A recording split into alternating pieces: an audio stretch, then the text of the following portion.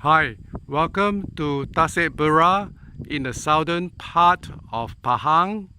It's about 3 hours drive from Kuala Lumpur or 3 hours from either Kuantan or Segamat. This lake is 30 kilometers long and 20 kilometers wide, and you can see surrounding the lakes are the giant keruming trees growing to about 70 meters tall. And here you can see a jetty in the Tasek that belongs to the Tasek Bera resort.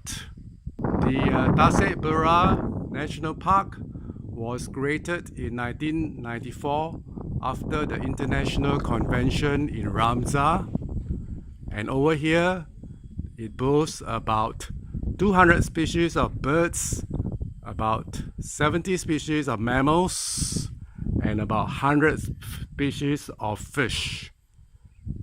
It would be great to explore this area, a bit not well known, but very well preserved in its natural state.